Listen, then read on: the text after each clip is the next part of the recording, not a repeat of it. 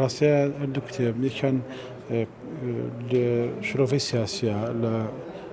کای ڕۆژنامەنووسی خۆمان کە ئەو تاڵانەی لەسەر کێشە جیاجەکانی سەدەمی بەهاری عەرەبی نووسیومە کردم بە دوو بەشەوە بەشێکیان کێشەی نەتەوەکان و بەشێکیان کێشەی هاوڵاتیان واتە بۆ نەتە سەردەستەکان مەسەلە کێشەی هاوڵاتی بوون و مافی دیموکراسی و بۆ نەتە بنەسەکانیش مەسەلەی مافی نەتەوەیە. هی دووەمیان کۆمەڵک ڕێکدانە و تاری شرۆڤەکاری بواری فەرهەنگیە ئەدەب لە ڕۆژنامەنووسی لە بواری تەلەڤیزیۆن لە بواری دراما لە بواری هونەر دیارە وەکو ڕۆژنامەنووسێک من نووسی من وەکو ڕخنەگرێکی ئەدەبی کە ئەوە ئەخساسێکی تایبەتە بۆیە وەکو ڕۆژنامەنووسێک ئەو ژانرە لە ڕۆژنامەنووسی کوردیە زۆر کەم لای دێکرێتەوە. من هەوڵەداوە لەو زنجیرە وتارەیە کە هەندێک نمونە لە کاری خۆم لە بواری نووسین لە بوارەکانی فەرهەنگیە